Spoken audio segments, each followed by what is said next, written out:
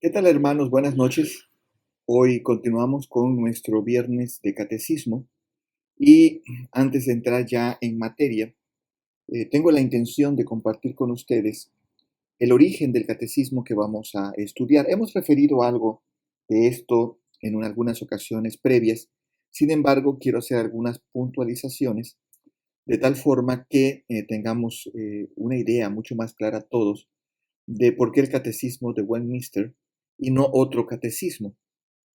Creo que es importante que podamos comprender esta parte, ya que hicimos una referencia muy breve al inicio, cuando hablábamos sobre el origen teológico de este catecismo, y hoy quiero ahondar un poco más en ese respecto.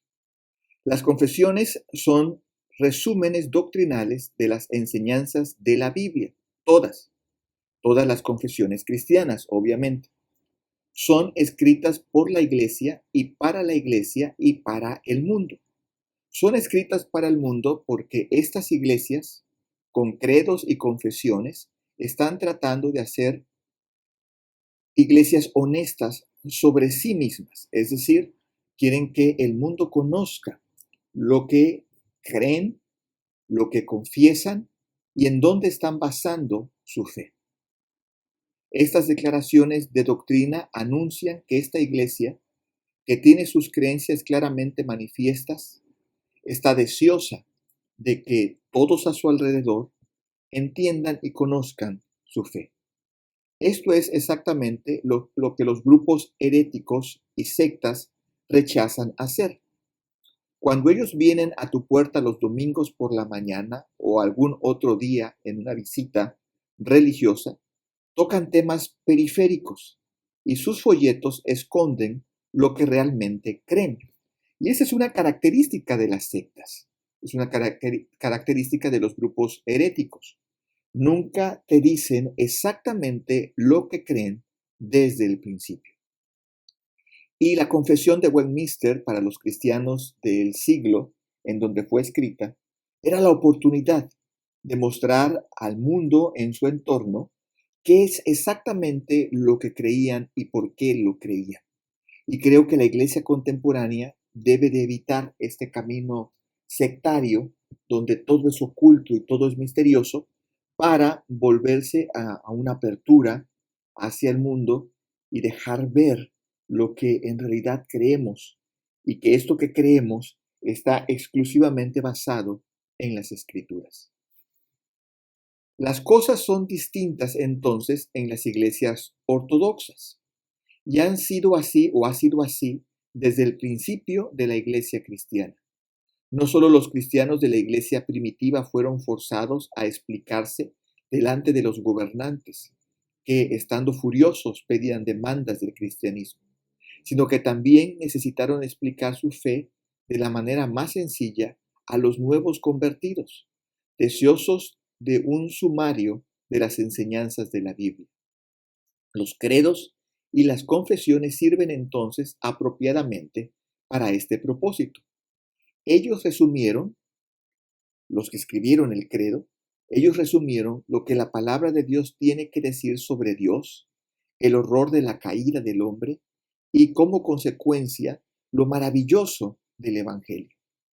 Aunque las confesiones y credos han sido o han comenzado como una guía para la iglesia o resumen de sus creencias fundamentales, las mejores de ellas han servido también como un mapa para fomentar la unidad. La intención era que debían ser compartidas quizás por muchas iglesias y por muchos años. Esto significó que aquellos que usaban una confesión no podían acomodar una oración o un párrafo como lo quisiesen, sino era como había sido escrito. Por lo mismo, el valor de una confesión compartida es casi incalculable para la iglesia que lo usa. Esta ayuda a expresar la unidad del cuerpo de Cristo. Confesiones compartidas como el credo apostólico o la confesión de fe de Westminster, o como se conoce también como los estándares de Westminster, unen a esta iglesia con otras que ha compartido la misma creencia. Estos textos nos hacen ver que el cristianismo no se inventó la semana pasada, sino que afirman que estamos unidos a todos aquellos que aman y predican lo que hemos confesado por escrito. Por lo cual, una buena confesión no es solamente pública, sino que también establece el equilibrio entre la pureza doctrinal y su unidad. Una confesión debe expresar cada doctrina cuidadosamente, pero también de una manera muy humilde y respetuosa. Debe claramente confesar aquello que es evidente o fundamental en las Escrituras, cuando es necesario hacerlo, pero también expresar muy cuidadosamente aquello que es menos obvio o fundamental. Es decir, una confesión doctrinal no es un documento que enorgullezca a quien lo escribe porque lo ha escrito de una manera maravillosa, sino que ha pretendido ser claro para aquellos que son nuevos en la fe o aquellos que desconocen la fe, de tal manera que todos puedan comprender con claridad la enseñanza de la doctrina según la Biblia y no genere confusión a través de la palabrería. La confesión entonces de Westminster, la confesión de fe de Westminster, es un breve resumen teológico, apologético del credo cristiano protestante calvinista, promulgado en 1646.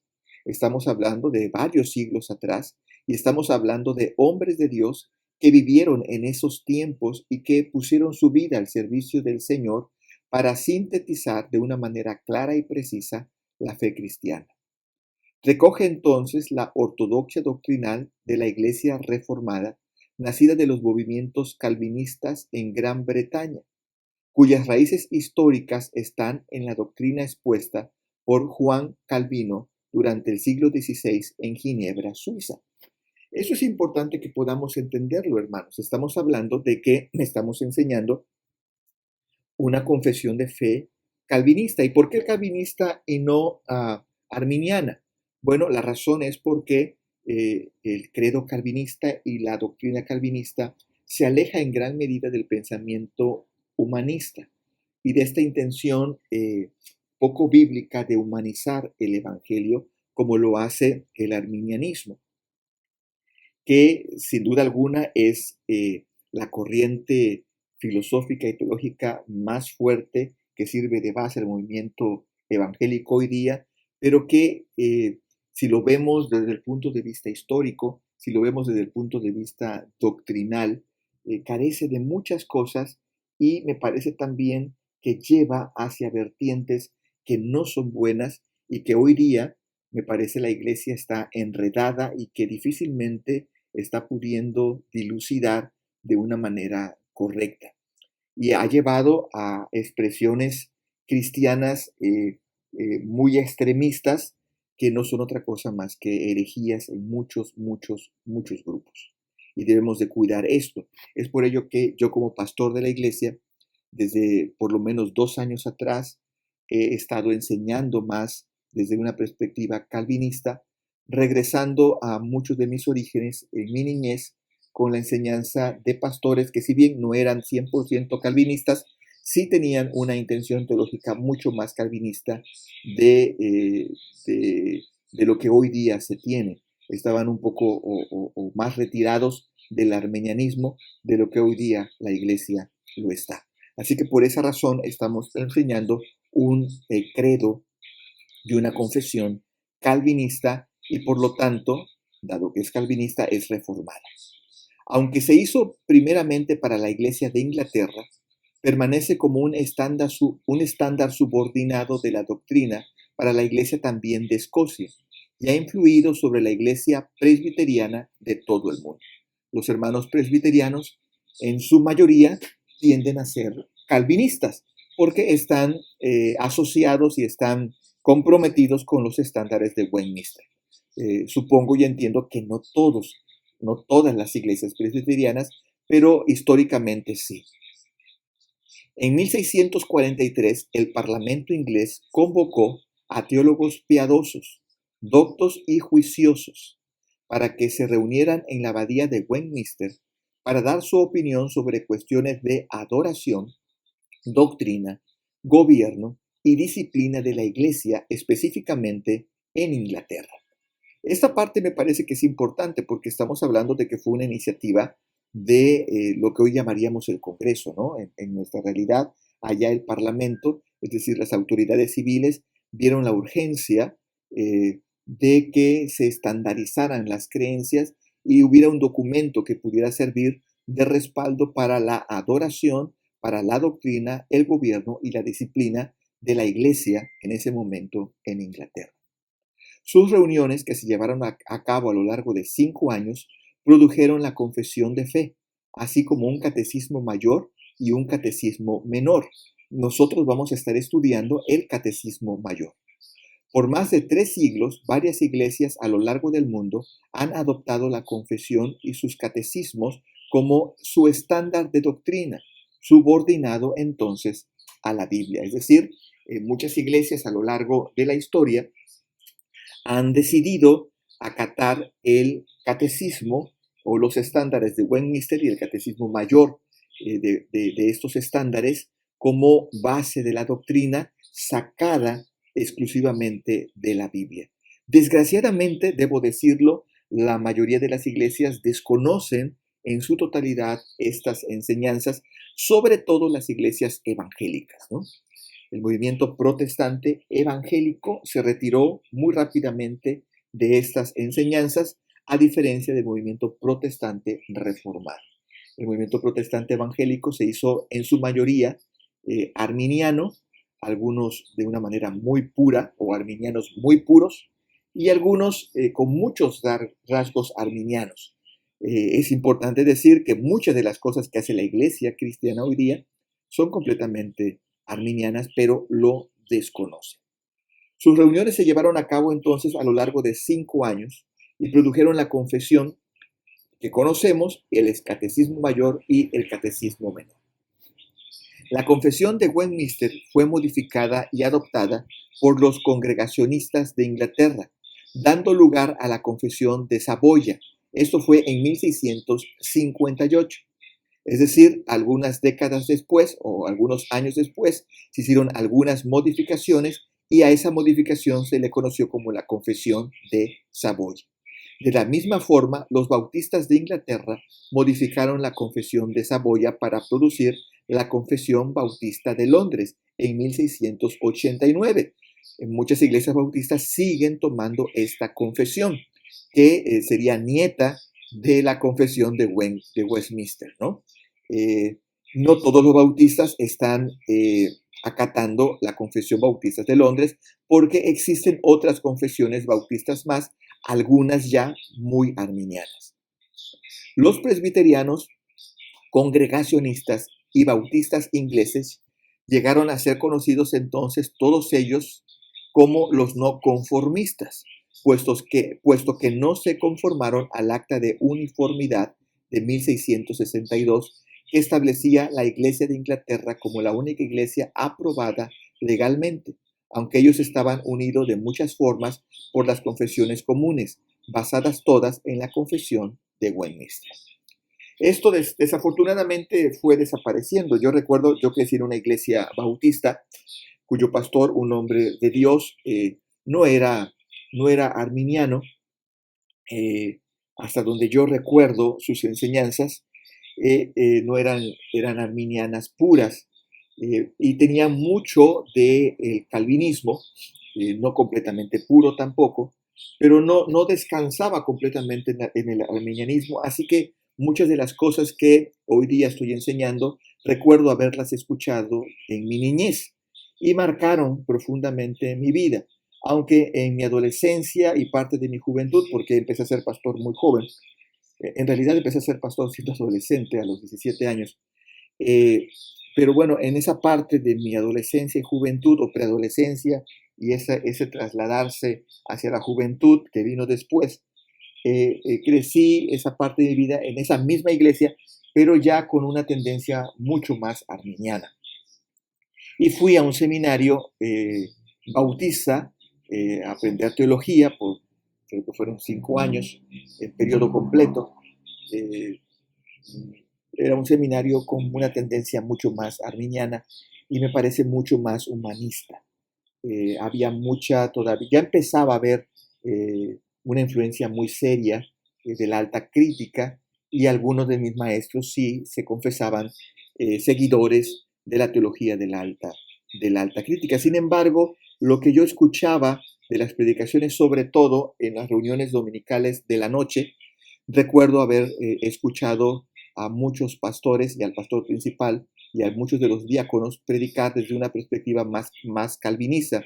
Y recuerdo haber conocido a un pastor, bueno, no era pastor en ese momento en que le conocí, realmente él se denominaba un maestro de la Biblia por una cuestión moral, y él decía que él no podía ser pastor, y él era sumamente calvinista, sumamente calvinista en todas sus posturas, y ya en ese momento, cuando yo tendría como 11 años, me parecía una enseñanza muy radicalizada, me parecía muy rara, porque yo ya había dejado de escuchar estas enseñanzas, pero recuerdo haber visto a este pastor comer aquí en la mesa de la casa muchas veces, que era un hombre quizás de unos 70 años, cuando yo tendría como unos 10, un hombre de Dios impresionante, con un conocimiento de la palabra impresionante y sumamente calvinista, eh, y creo que influyó también en mi vida. No recuerdo su nombre, pero me acuerdo que se apellidaba, ya castellanizado, le decíamos el hermano Coles, pero sí nos parecía raro, ¿no? Cómo él enseñaba la escritura, y él no pedía permiso para ser invitado, él se invitaba a predicar, y por muchos años llegaba y decía, ya llegué, voy a predicar, y entonces se le dejaba predicar porque en realidad era un hombre de mucho respeto y mucha autoridad en la palabra, y agradezco a Dios haberlo conocido. Y estoy seguro, obviamente yo era un niño, estoy seguro que él estaba muy convencido de los estándares de Westminster, estoy seguro que él estaba muy convencido del sínodo de Dort, él estaba muy ajustado a esto, y creo que en gran medida las enseñanzas de Calvino y de Lutero en gran medida gobernaban como hilos rectores de interpretación de la Biblia sus enseñanzas, ¿no? Entonces yo agradezco a Dios haber conocido a este hombre, porque creo que marcó mi vida, y nunca dejé de fondo de tener el calvinismo, y de tener, sin saberlo yo, de fondo muchas de las enseñanzas que vamos a aprender al estudiar este catecismo mayor de Westminster. ¿Qué podemos concluir? Entendemos entonces que los estándares de Westminster no son otra cosa más que una confesión de fe. Esa confesión de fe surgió de una necesidad de establecer reglas basadas exclusivamente en la escritura, de interpretación exclusivamente gobernada por la escritura misma, lejos del humanismo, lejos de el catolicismo romano, que estaba muy fuerte en aquella época, muy lejos de las enseñanzas de Tomás de Aquino, y mucho más cerca de Agustín de Hipona. Eh, los presbiterianos en su mayoría han permanecido más cerca de esas enseñanzas.